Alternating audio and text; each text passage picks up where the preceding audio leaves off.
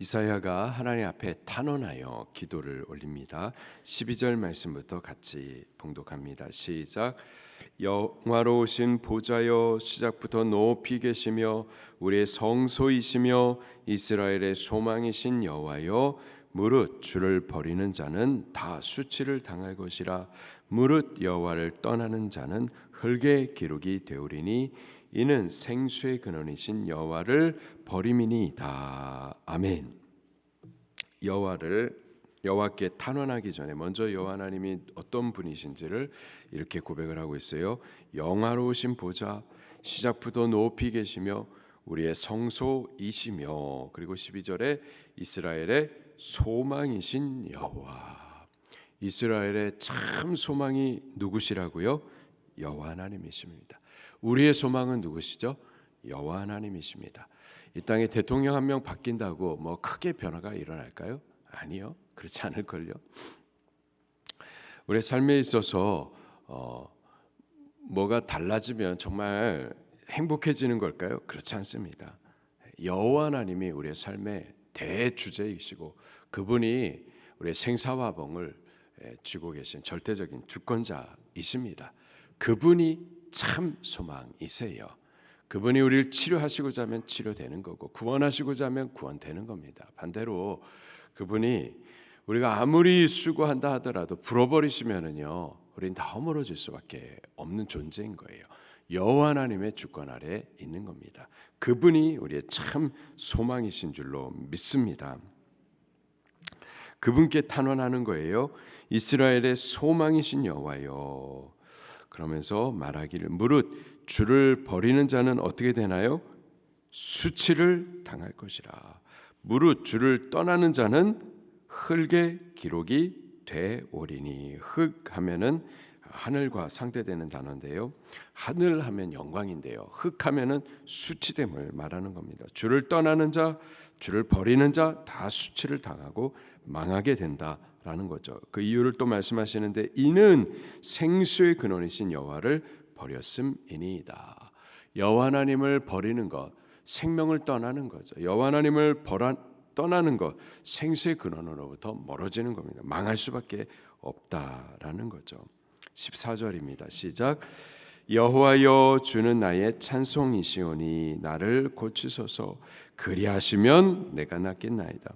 나를 구원하소서. 그리하시면 내가 구원을 얻으리이다. 아멘.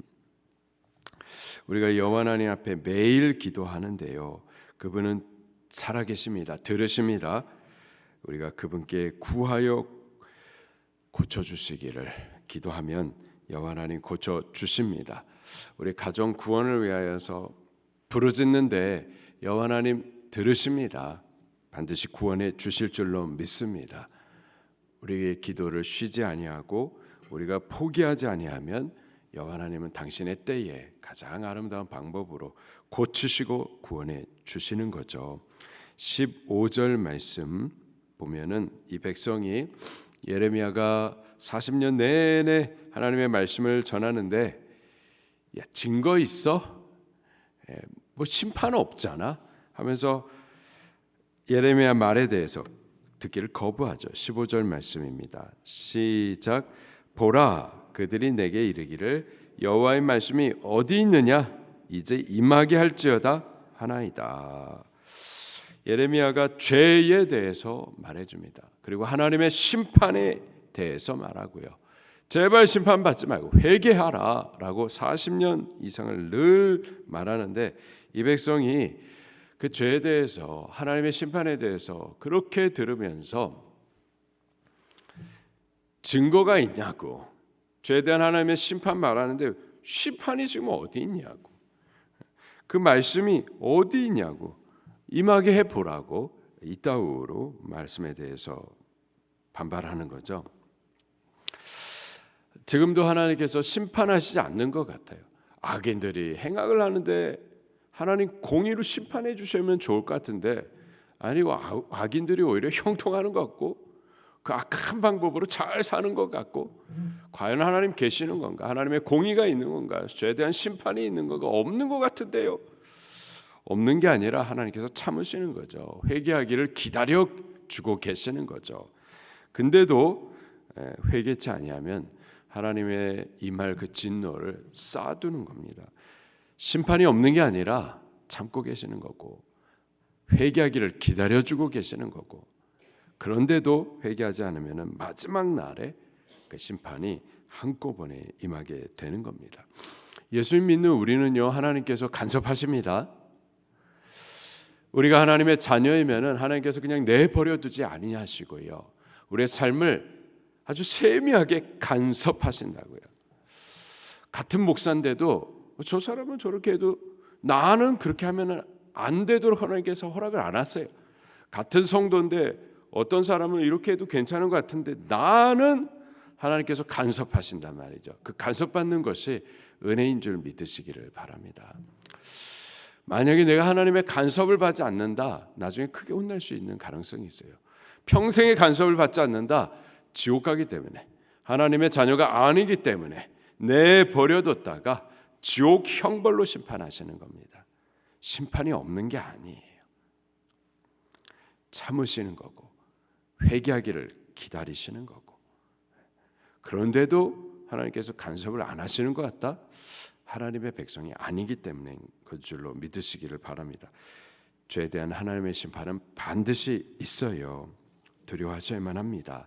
심판 없는 것처럼 살아서는 안 되고요, 하나님의 심판이 있음을 알고 두려워하면서 거룩한 길을 택해 가셔야만 할 겁니다. 16절 말씀입니다. 시작. 나는 목자의 직분에서 물러가지 아니하고 주를 따라 싸우며 재앙의 날도 내가 원하지 아니하였음을 주께서 아시는 바라. 내 입술에서 나온 것이 주의 목전에 있나이다. 17절. 주는 내게 두려움이 되지 마옵소서. 재앙의 날에 주는 나의 피난처시니이다. 18절. 나를 박해하는 자로 치욕을 당하게 하시고 나로 치욕을 당하게 마옵소서. 그들은 놀라게 하시고 나는 놀라게 하지 마옵소서.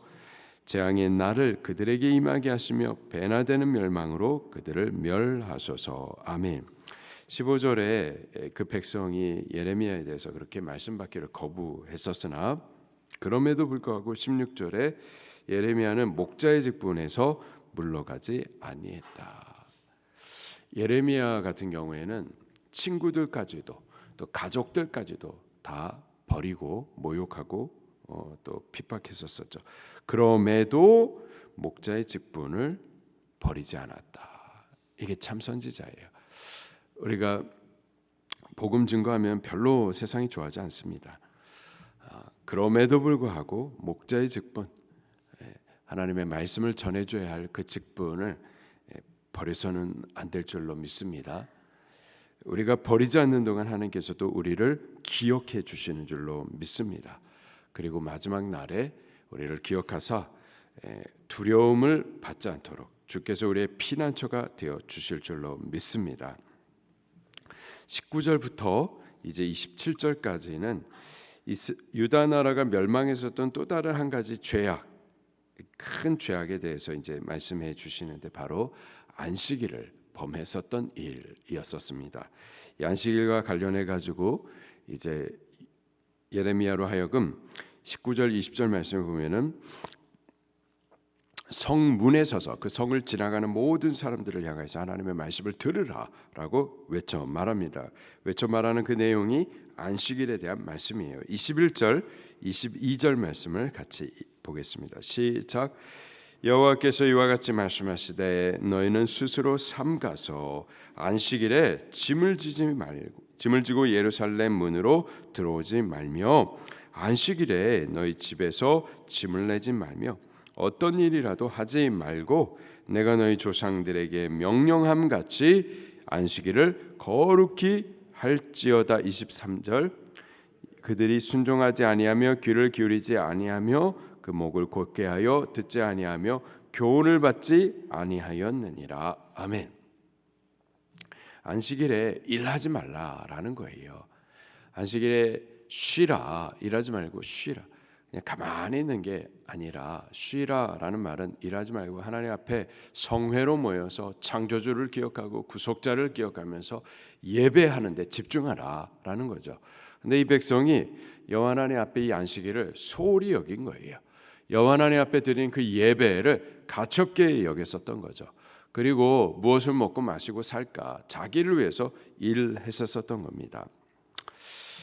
24절 말씀에 대해서 24절 말씀 계속해서 읽겠습니다. 시작. 여호와의 말씀이니라 너희가 만일 삼가 나를 순종하여 안식일에 짐을 지고 이 성문으로 들어오지 아니하며 안식일을 거룩히 하여 어떤 일이라도 하지 아니하면 다윗의 왕위에 앉아 있는 왕들과 고관들이 병과 말을 타고 이 성문으로 들어오되 그들과 유다 모든 백성과 예루살렘 주민들이 함께 그리할 것이요 이 성은 영원히 있을 것이며 사람들이 유다 성읍들과 예루살렘의 둘린 곳들과 베냐민 땅과 평지와 산지와 네겝으로부터 와서 번제와 희생과 소제와 유향과 감사 제물을 여호와의 성전에 가져오려니와. 안식일을 기억하여서 하나님 앞에 예배의 삶을 잘 올려드리면은 25절 마지막에 예루살렘 성이 영원히 있을 것이다. 반대로 예루살렘 성이 멸망당하죠. 불타 무너져 버립니다. 안식일을 바르게 지키지 않았었기 때문이죠. 하나님 앞에 올려드릴 예배를 바르게 올리지 않았기 때문에 무너진 거예요. 그러나 하나님이 약속하세요. 바르게 올려드리면은 그러면 이 성이 영원히 있을 것이다. 26절에 이 성에서 하나님 앞에 올려드리는 모든 그 예배가 계속 될 것이다. 근데 이 백성이 말씀을 순종치 않았었던 거예요. 27절입니다. 시작. 그러나 만일 너희가 나를 순종하지 아니하고 안식일을 거룩되게 아니하여 안식일에 짐을 지고 예루살렘 문으로 들어오면 내가 성문에 불을 놓아 예루살렘 궁전을 삼키게 하리니 그 불이 꺼지지 아니하리라 하셨다 할지니라 하시니라. 아멘. 하나님의 말씀을 주시는데도 불구하고 순종치 않아서 이 안식일에도 짐을 지고 예루살렘에 들어온다. 짐을 지고 온다. 일하러 온다라는 거예요. 자기를 위해서 무엇을 먹고 마시고 일할까 그렇게 불순종했었던 거죠. 예루살렘 궁전을 불로 삼킬 것이다. 꺼지지 않게 할 것이다. 심판이 있을 것이다 라고 말씀하시는데 어떻게 되나요? 기원전 586년에 바벨론 제국에 의해서 실제로 예루살렘이 불타 멸망합니다. 안식일을 거룩하게 지키지 않았기 때문이죠. 안식일은 하나님의 창조하신 그 일을 기억하는 날이에요. 또 출애굽한 죄에서 구원하신 그 구원을 기억하는 날입니다. 기억하여서 우리의 창조주 창조의 목적대로 예배하도록 우리의 구원자 구원하신 은혜를 감사하여서 예배하도록 그날을 구별하여 거룩하게 성회로 모여서 우리 창조자 구원자를 예배하라고 우리에게 구별해 주신 날이죠. 우리 하나님을 기억하며 그 하나님을 예배하는 자들이 꼭 되어야만 할 줄로 믿습니다. 우리가 주일을 구별하여서 예배하고 일하지 않고 예배하면 그러면 일 안 하니까 굶어 죽으란 말입니까? 그렇지 않죠. 출애굽 시절에 하나님께서 제1일부터 6일까지는 하늘을 열어가지고 만나를 베풀어서 저들로 먹게 해주셨는데 제7일에는 하나님께서 만나를 안 주셨어요. 그 불순종해가지고 7일에도 만나를 거두러 나간 사람들이 있었었죠. 아무것도 거둘 수가 없었습니다. 그러면 제7일 안식일 날에는 굶어 죽으란 말입니까? 아니죠. 제6일째 2배로 거두게 하셨어요. 2배로 거두게 하시고 제7일에는 일하지 않고도 먹을 수 있도록 하나님께서 공급하셨었던 거죠. 우리 그 하나님을 기억하실 수 있기를 바랍니다. 내가 수고해서 먹고 사는 것이 아니고요. 하나님께서 하늘을 열어서 만나를 은혜로 베풀어 주시는 것을 우리가 은혜를 거두어서 먹고 사는 거예요. 우리 그 하나님을 믿고 의지하며 안식일은 거룩하게 구별하여 하나님 앞에 예배하는 데 집중할 수 있기를 바랍니다.